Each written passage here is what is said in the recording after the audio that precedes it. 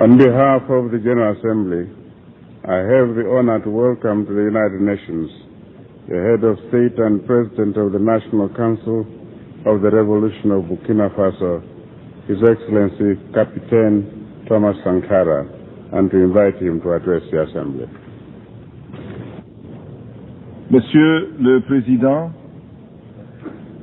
Monsieur le Secrétaire Général, honorables représentants de la communauté internationale, je viens en ces lieux vous apporter le salut fraternel d'un pays de 274 000 km² où 7 millions d'enfants, de femmes et d'hommes refusent désormais de mourir d'ignorance, de faim et de soif, tout en n'arrivant pas à vivre véritablement depuis un quart de siècle d'existence comme État souverain siégeant à l'ONU. Je viens à cette 39e session vous parler au nom d'un peuple qui, sur la terre de ses ancêtres, a choisi dorénavant de s'affirmer et de s'assumer dans son histoire, dans ses aspects positifs comme dans ses aspects négatifs, sans complexe aucun.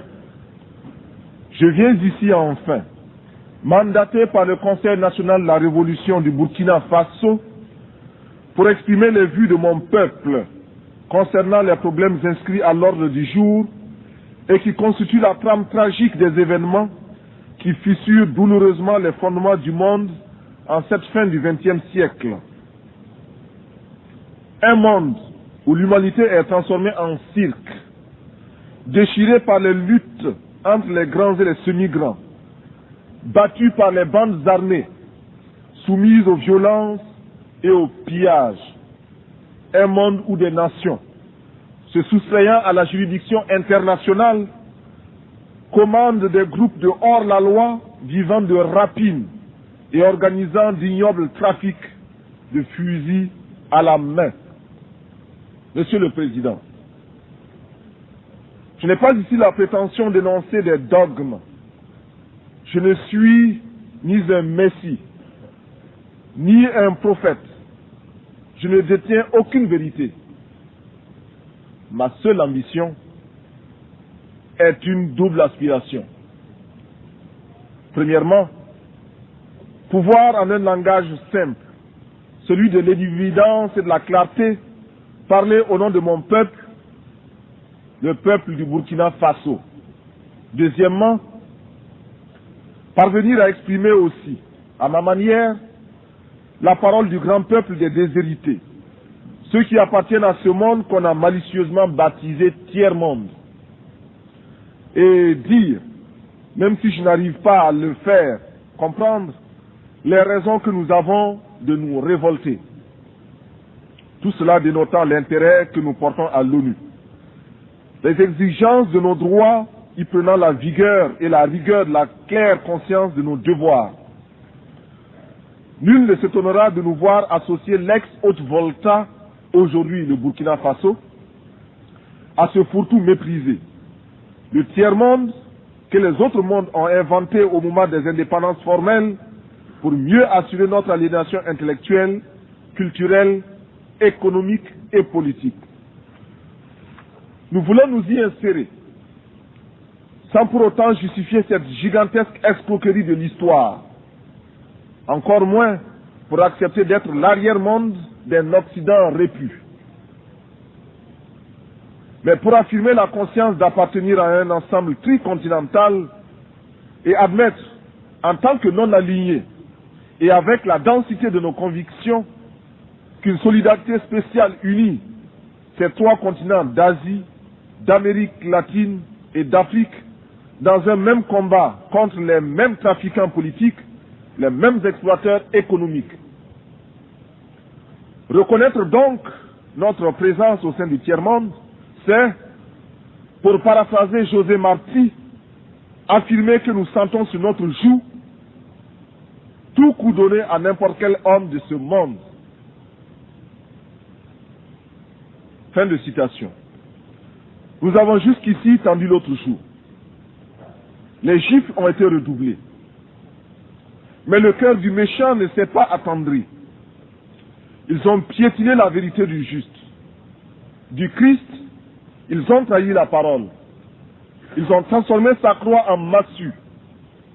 Et après qu'il se soit revêtu de sa tunique, ils ont lacéré nos corps et nos âmes. Ils ont obscurci son message. Ils l'ont occidentalisé.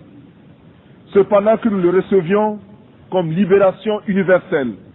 Alors, nos yeux se sont ouverts à la lutte des classes. Il n'y aura plus de gifles. Il faut proclamer qu'il ne peut y avoir de salut pour nos peuples que si nous tournons radicalement le dos à tous les modèles que tous les charlatans de même acabit ont essayé de nous vendre 20 années durant.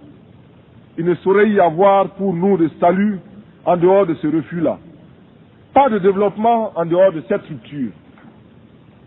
Du reste, tous les nouveaux maîtres à penser, sortant de leur sommeil, réveillés par la montée vertigineuse de milliards d'hommes en haillons, effrayés par la menace que fait peser sur leur digestion cette multitude traquée par la faim, commencent à remodeler leurs discours et, dans une quête anxieuse, recherchent une fois de plus, en nos lieux et places, des concepts miracles de nouvelles formes de développement pour nos pays. Il suffit, pour s'en convaincre, de lire les nombreux actes des innombrables colloques et séminaires. Loin de moi l'idée de tourner en ridicule les efforts patients de ces intellectuels honnêtes qui, parce qu'ils ont des yeux pour voir, découvrent les terribles conséquences des ravages imposés par les 10 spécialistes en développement dans le tiers-monde. La crainte qui m'habite, c'est de voir les résultats de tant d'énergie confisquée par les prospéros de tout genre pour en faire la baguette destinée à nous renvoyer à un monde d'esclavage maquillé au goût de notre temps. Cette crainte se justifie, d'autant plus que la petite bourgeoisie africaine diplômée, sinon celle du tiers-monde, soit par paresse intellectuelle, soit plus simplement parce que, ayant goûté au mode de vie occidental, n'est pas prête à renoncer à ses privilèges. De ce fait, elle l'oublie que toute vraie lutte politique postule un débat théorique rigoureux et elle refuse l'effort de réflexion pour inventer des concepts nouveaux à la hauteur du combat meurtrier qui nous attend. Consommatrice passive et lamentable, elle se regorge de vocables fétichisés par l'Occident, comme elle le fait de son whisky et de son champagne. Dans ces salons à l'harmonie douteuse, on recherchera en vain, depuis les concepts de négritude et d'African personality, marqués maintenant par les temps, des idées vraiment neuves, issues des cerveaux de nos grands, entre guillemets, intellectuels. Le vocabulaire des idées nous viennent d'ailleurs. Nos professeurs, nos ingénieurs et nos économistes se contentent d'y adjoindre des colorants parce que des universités européennes dont ils sont les produits, ils n'ont ramené souvent que leur diplôme et le velours des adjectifs ou des superlatifs. Il est nécessaire, il est urgent que nos cadres et nos travailleurs de la plume apprennent qu'il n'y a pas d'écriture innocente. En ces temps de tempête, nous ne pouvons laisser à nos seuls ennemis d'hier et d'aujourd'hui le monopole de la pensée et de l'imagination et de la créativité. Il faut, avant qu'il ne soit trop tard, car il est déjà tard, que ces élites, ces hommes de l'Afrique du tiers-monde reviennent à eux-mêmes. C'est-à-dire à leur société, à la misère dont nous avons hérité pour comprendre non seulement la bataille pour une pensée au service des masses déshéritées n'est pas vaine, mais qu'ils ne peuvent devenir crédibles sur le plan international qu'en inventant réellement, c'est-à-dire en donnant de leur peuple une image fidèle, une image qui leur permet de réaliser des changements profonds de la situation sociale et politique. susceptibles de nous arracher à la domination et à l'exploitation étrangère qui livrent nos États à la seule perspective de la faillite. C'est ce que nous avons perçu. Nous, peuple du Burkina, au cours de cette nuit du 4 août 1983, au premier scintillement des étoiles dans le ciel de notre patrie, il nous fallait prendre la tête des jacqueries qui s'annonçaient dans les campagnes affolées par l'avancée du désert, épuisées par la faim et la soif, et délaissées. Il nous fallait donner un sens aux révoltes grondantes des masses urbaines désœuvrées, frustrées et fatiguées de voir circuler les limousines des élites aliénées qui se succédaient à la tête de l'État et qui ne leur offraient rien d'autre que des fausses solutions pensées et conçues par les cerveaux des autres. Il nous fallait donner une âme idéologique au juste litre de nos masses populaires mobilisées contre l'impérialisme monstrueux. À la révolte passagère, simple feu de paille devait se substituer pour toujours la révolution, lutte éternelle contre toute domination. D'autres avant moi ont dit, d'autres après moi diront à quel point s'est élargi le fossé entre les peuples nantis et ceux qui n'aspirent qu'à manger à leur faim, boire à leur soif, survivre et conserver leur dignité. Mais nul n'imaginera à quel point le grain du pauvre a nourri chez nous la vache du riche. Dans le cas de l'ex-Haute-Volta, le processus était encore plus exemplaire. Nous étions la condensation magique, le raccourci de toutes les calamités qui ont fondu sur les pays dits en voie de développement. Le témoignage de l'aide, présenté comme panacée et souvent trompetté, sans rime ni raison, est ici éloquent. Très peu sont les pays qui ont été comme le mien, inondés d'aides de toutes sortes. Cette aide est, en principe, censée œuvrer au développement. On cherchera en vain, dans ce qui fut autrefois la Haute-Volta, les signes de ce qui peut relever d'un développement. Les hommes en place, soit par naïveté, soit par égoïsme de classe, n'ont pas pu ou n'ont pas voulu maîtriser cet afflux extérieur, en saisir la portée et exprimer des exigences dans l'intérêt de notre peuple. Analysant un tableau publié en 1983 par le Club du Sahel, Jacques Giry, dans son ouvrage « Le Sahel de demain », conclut avec beaucoup de bon sens que l'aide au Sahel, à cause de son contenu et des mécanismes en place, n'est qu'une aide à la survie. Seul, souligne-t-il, 30% de cette aide permet simplement au Sahel de vivre. Selon Jacques Giry, cette aide extérieure n'aura pas d'autre but que de continuer à développer les secteurs improductifs, imposant des charges intolérables à nos petits budgets, désorganisant nos campagnes, creusant les déficits de notre balance commerciale, accélérant notre endettement. Juste quelques clichés pour présenter l'ex-Haute-Volta. 7 millions d'habitants avec plus de 6 millions de paysannes et de paysans. Un taux de mortalité infantile estimé à 180 pour 1000. Une espérance de vie se limitant à 40 ans. Un taux d'analphabétisme allant jusqu'à 98%. Si nous concevons l'alphabétisé comme celui qui sait lire, écrire et parler une langue. Un médecin pour 50 000 habitants. Un taux de scolarisation de 16%. Et enfin, un produit intérieur brut par tête d'habitant de 53 356 francs CFA, soit à peine plus de $100. Le diagnostic, à l'évidence, était sombre. La source du mal était politique. Le traitement ne pouvait qu'être politique. Certes, nous encourageons l'aide qui nous aide à nous passer de l'aide. Mais en général, la politique d'assistance et d'aide n'a abouti qu'à nous désorganiser, à nous asservir et à nous déresponsabiliser. Dans notre espace économique, politique, économique et culturel, nous avons choisi de risquer de nouvelles voies pour être plus heureux.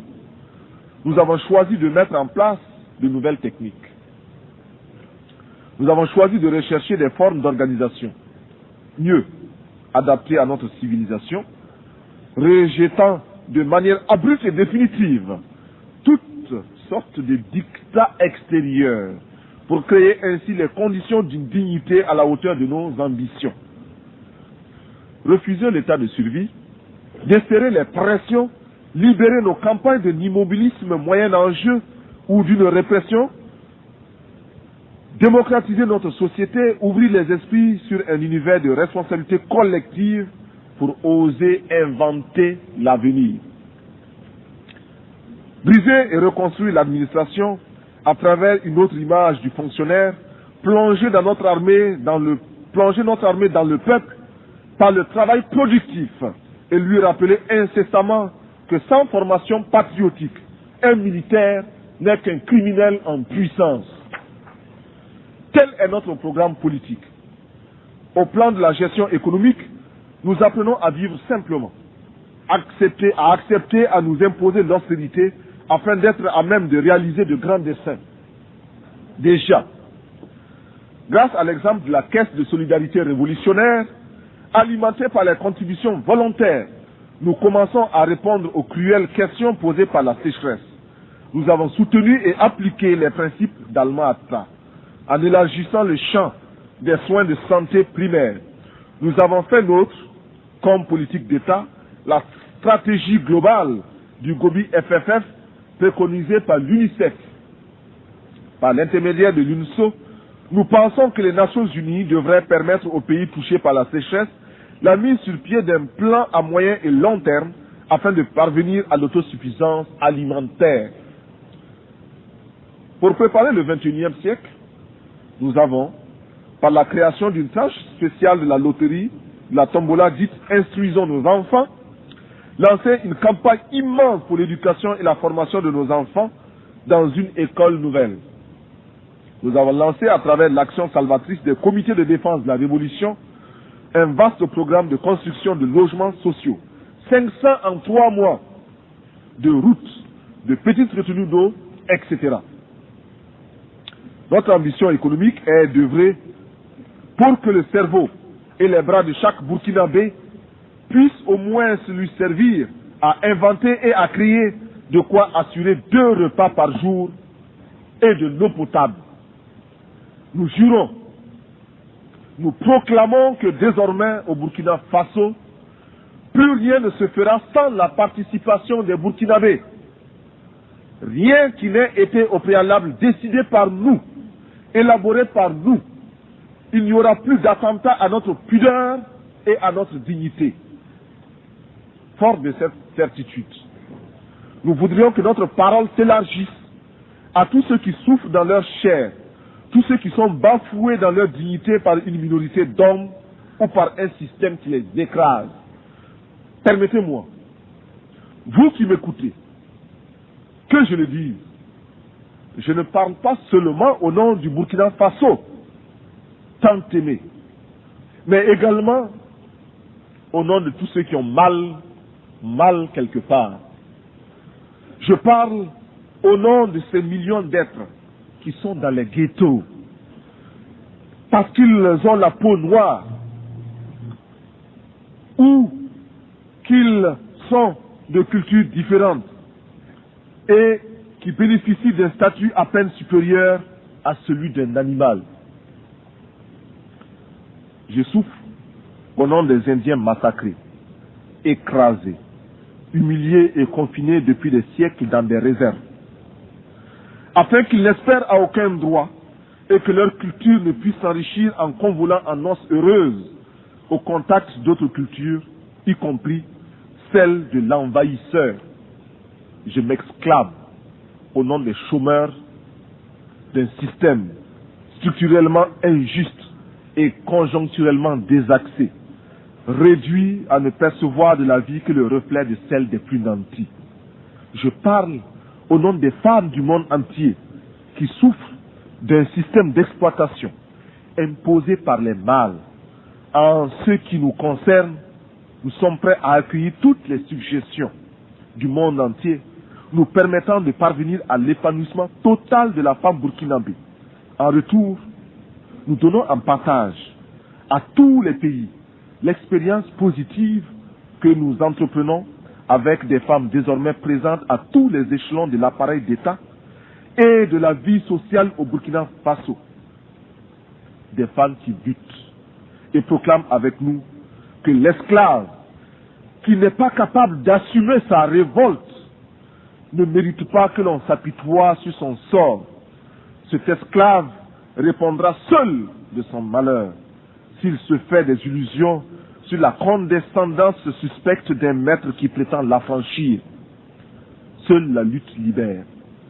Et nous en appelons à toutes nos sœurs de toutes les races pour qu'elles montent à l'assaut pour la conquête de leurs droits. Je parle au nom des mères de nos pays démunis qui voient mourir leurs enfants de paludisme ou de diarrhée, ignorant qu'il existe pour les sauver des moyens simples que la science des multinationales ne leur offre pas, préférant investir dans les laboratoires de cosmétiques et dans la chirurgie esthétique pour les caprices de quelques femmes ou d'hommes dont la coquetterie est menacée par les excès de calories de leurs repas trop riches et d'une régularité à vous donner, non, plutôt à nous donner, à nous autres du Sahel, le vertige. Ces moyens simples, recommandés par l'OMS et l'UNICEF, nous avons décidé de les adopter et de les populariser. Je parle aussi au nom de l'enfant. L'enfant du pauvre qui a faim et qui louche furtivement vers l'abondance amoncelée dans une boutique pour riches.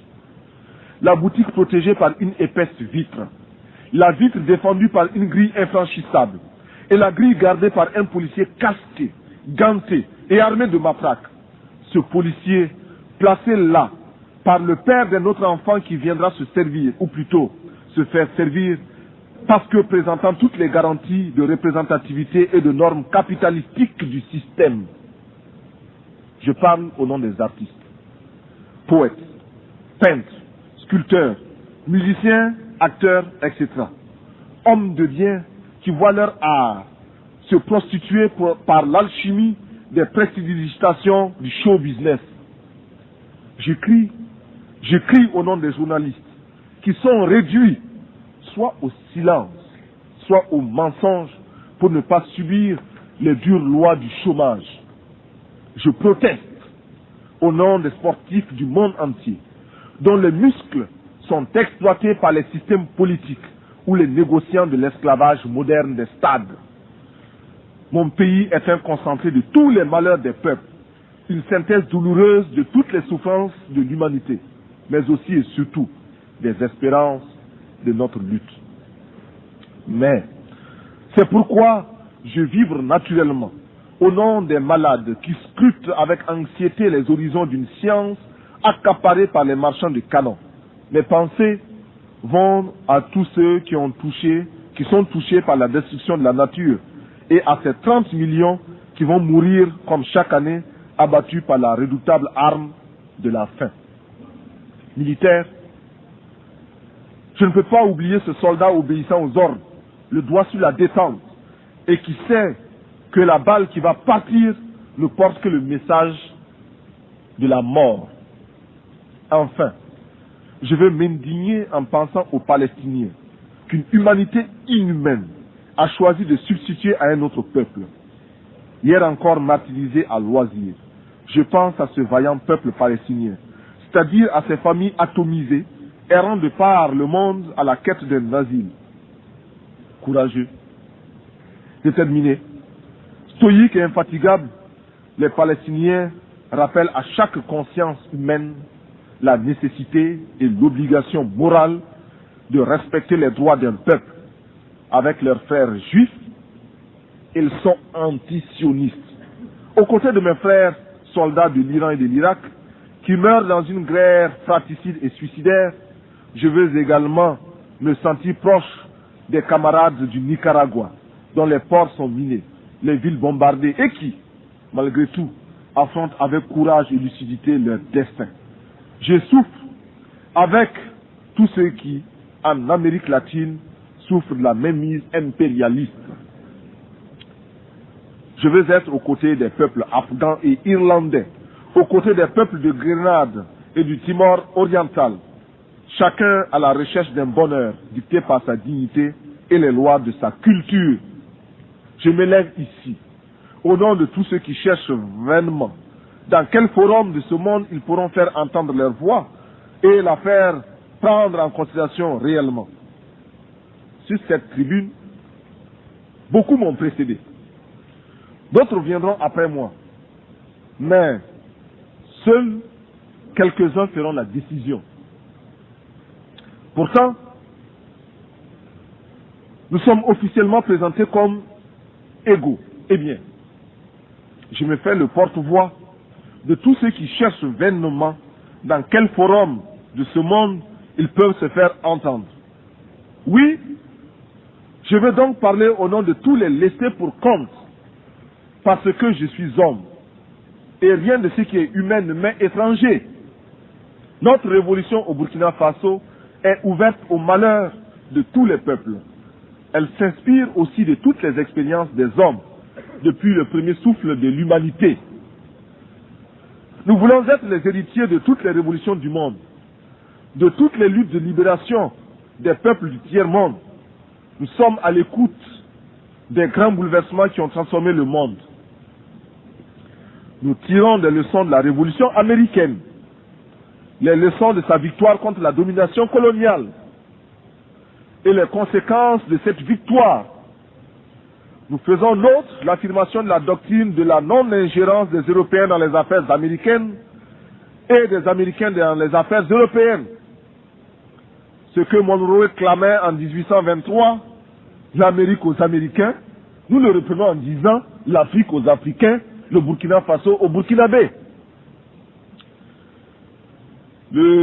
La révolution française de 1789, bouleversant les fondements de l'absolutisme, nous a enseigné les droits de l'homme alliés aux droits des peuples à la liberté.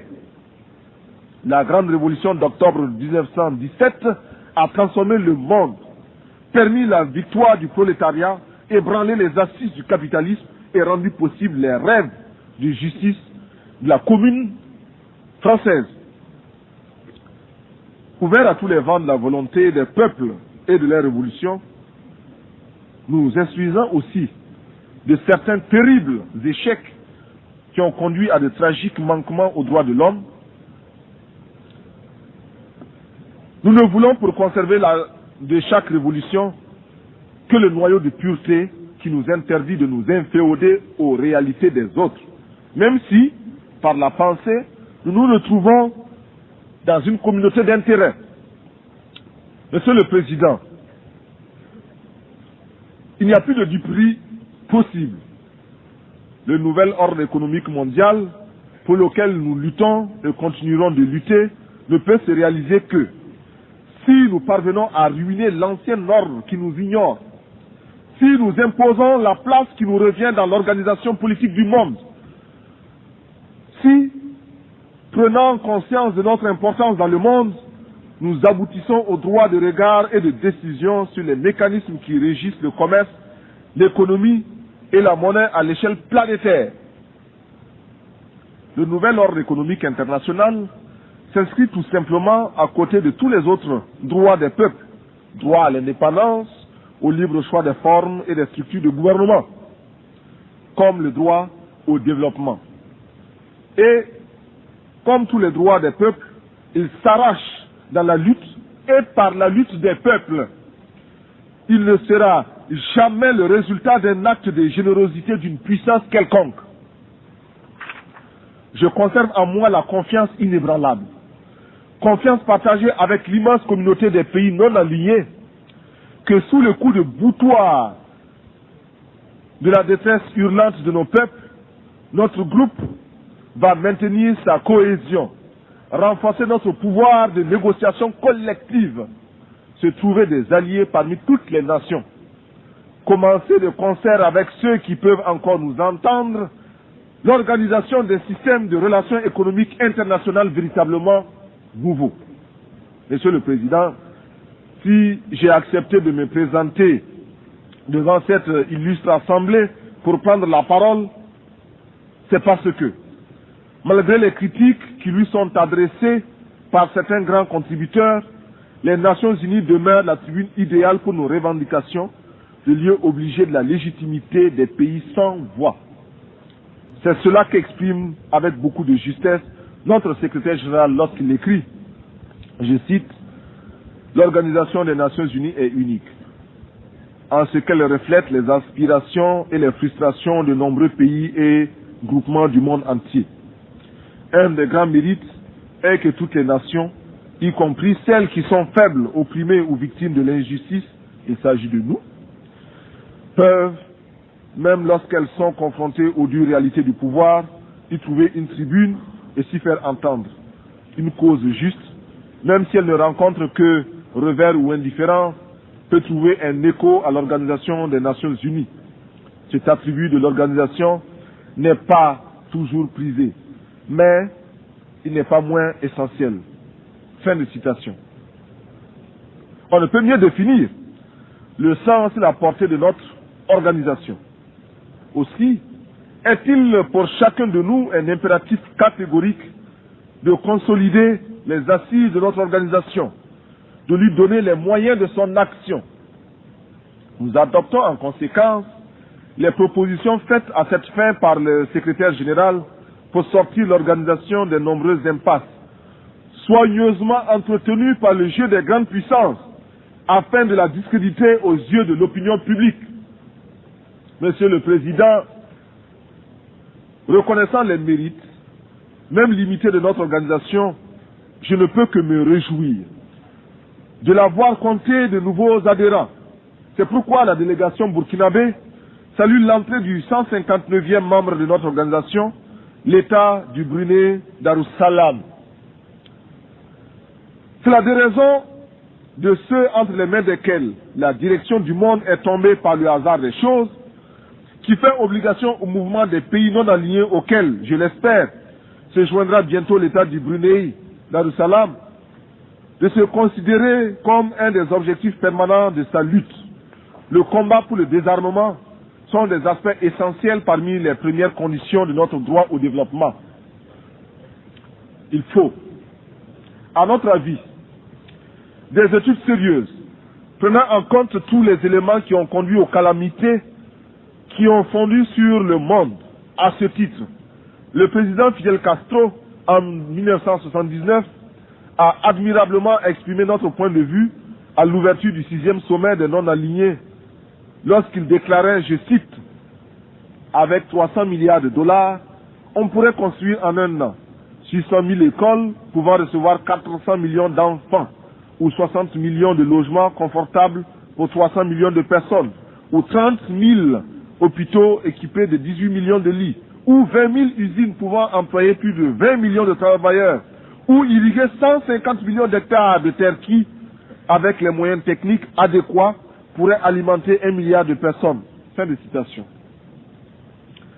En multipliant aujourd'hui ces chiffres par 10, et je suis certain que je serai là, en deçà de la réalité, on réalise ce que l'humanité gaspille tous les ans dans le domaine militaire, c'est-à-dire contre la paix. On perçoit aisément pourquoi l'indignation des peuples se transforme rapidement en révolte et en révolution, devant les miettes qu'on leur jette sous la forme ignominieuse d'une certaine aide assortie de conditions parfois franchement abjectes. On comprend enfin pourquoi, dans le combat pour le développement, nous nous désignons comme des militants inlassables de la paix. Nous faisons le serment de lutter pour atténuer les tensions, introduire les principes d'une vie civilisée dans les relations internationales et les étendre à toutes les parties du monde, ce qui revient à dire que nous ne pouvons plus assister, passifs, au trafic des concepts. Nous réitérons notre résolution d'être des agents actifs de la paix, de tenir notre place dans le combat pour le désarmement, d'agir enfin en politique internationale comme un facteur décisif, libéré de toute entrave vis-à-vis de toutes les grandes puissances, quels que soient les projets de ces dernières. Mais la recherche de la paix va de pair avec l'application ferme du droit des pays à l'indépendance.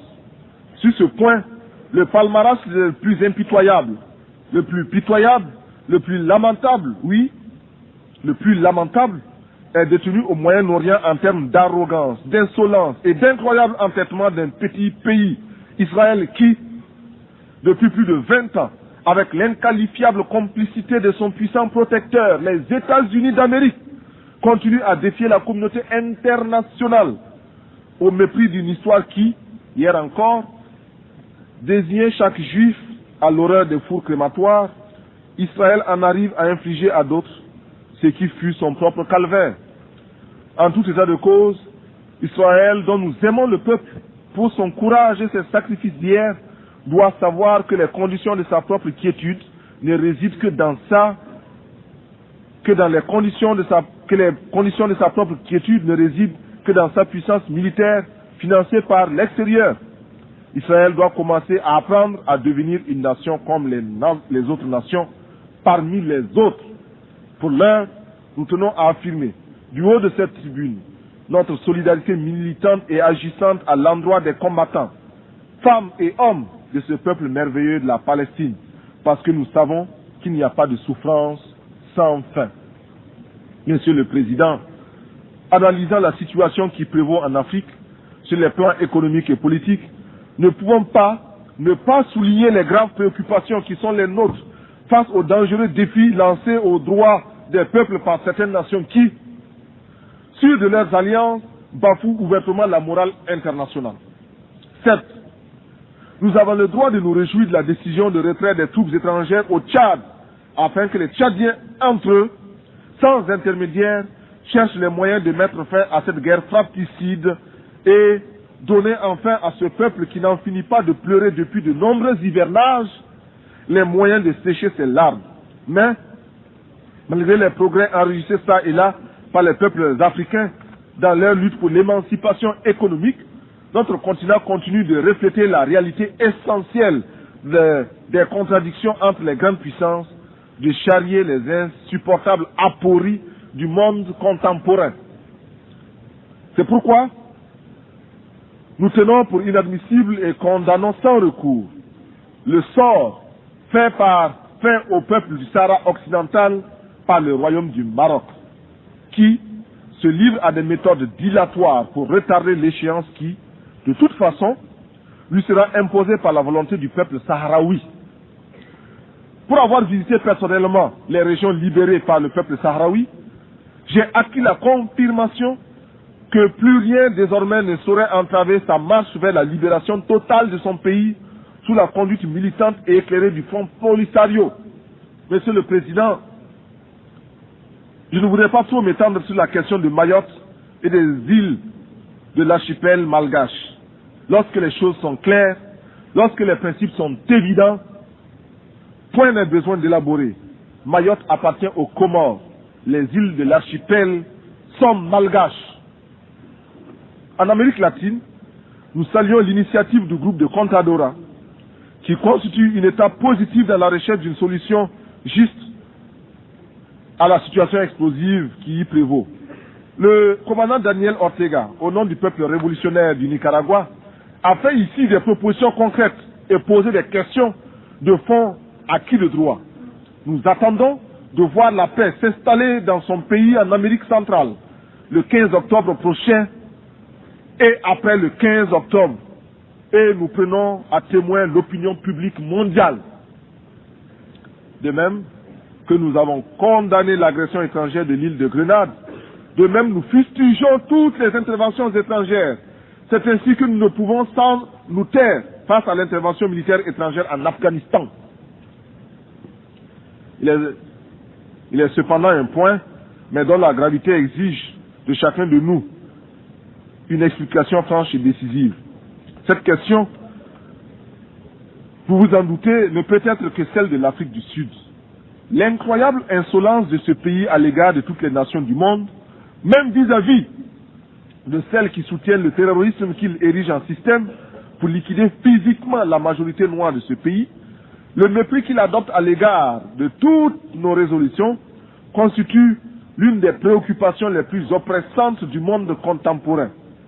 Mais le plus tragique n'est pas que l'Afrique du Sud se soit elle-même mise au banc de la communauté internationale à cause de l'abjection des lois de l'apartheid, encore moins qu'elle continue de maintenir illégalement la Namibie sous la botte colonialiste et raciste, ou de soumettre impunément ses voisins aux lois du banditisme. Non. Le plus abject, le plus humiliant pour la conscience humaine, c'est qu'elle soit parvenue à banaliser le malheur des millions d'êtres humains qui n'ont pour se défendre que leur poitrine et l'héroïsme de leurs mains nues. Sur la complicité des grandes puissances et de l'engagement actif de certaines d'entre elles à ses côtés, ainsi que de la criminelle collaboration de quelques tristes dirigeants africains, la minorité blanche ne se gêne pas pour ridiculiser les États membres, les États d'âme de tous les peuples qui, partout à travers le monde, trouvent intolérable la sauvagerie des méthodes en usage dans ce pays. Il fut un temps où les brigades internationales se constituaient pour aller défendre l'honneur des nations agressées dans leur dignité. Aujourd'hui, malgré la purulence des plaies que nous portons tous à nos flancs, nous allons voter des résolutions dont les seules vertus, nous dira-t-on, seraient de conduire à la résipiscence une nation de corsaires qui détruit le sourire comme la grêle tue les fleurs.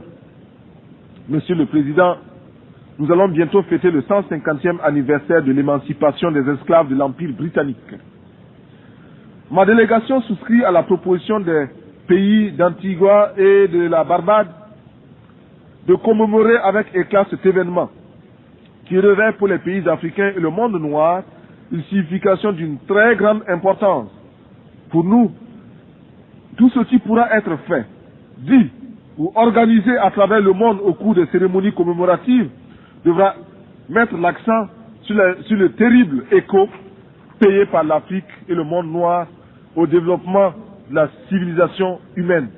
Écho payé sans retour et qui explique sans aucun doute les raisons de la tragédie d'aujourd'hui sur notre continent. C'est notre sang qui a nourri l'essor du capitalisme, rendu possible notre dépendance présente et consolidé notre sous-développement. On ne peut plus escamoter la vérité, trafiquer les chiffres. Pour chaque nègre parvenu dans les plantations, 5 au moins connurent la mort ou la mutilation. Et je mets à dessein la désorganisation du continent et les séquelles qui s'en sont suivies. Monsieur le Président, si la terre entière, grâce à vous, avec l'aide du secrétaire général, parvient à l'occasion de cet anniversaire à se convaincre de cette vérité-là, elle comprendra pourquoi, avec toute la tension de notre être, nous voulons la paix entre les nations, pourquoi nous exigeons et réclamons notre droit au développement dans l'égalité absolue, par une organisation et une répartition des ressources humaines. C'est parce que, de toutes les races humaines, nous appartenons à celles qui ont le plus souffert, que nous nous sommes jurés, nous, Burkinabés, de ne plus jamais accepter sur la moindre parcelle de cette terre le moindre déni de justice. C'est le souvenir de cette souffrance qui nous place aux côtés de l'OLP contre les bandes armées d'Israël. C'est le souvenir de cette souffrance qui, d'une part, nous fait soutenir l'ANC et la SWAPO, et d'autre part, nous rend intolérable la présence en Afrique du Sud des hommes qui se disent blancs et qui brûlent le monde à ce titre. C'est enfin ce même souvenir qui nous fait placer en l'Organisation des Nations Unies toute notre foi en un devoir commun, en une tâche commune pour un espoir commun. Nous réclamons que s'intensifie à travers le monde la campagne pour la libération de Nelson Mandela et sa présence effective à la prochaine Assemblée générale de l'ONU comme une victoire de fierté collective.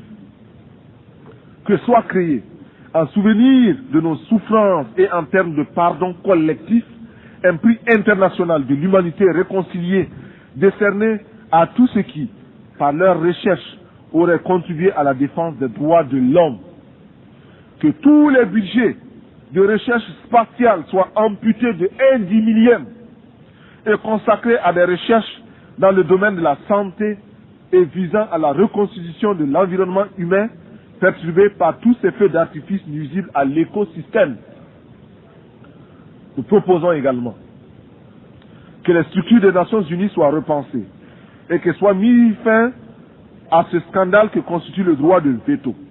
Bien sûr, les effets pervers de son usage abusif sont atténués par la vigilance de certains de ses membres, de ses détenteurs.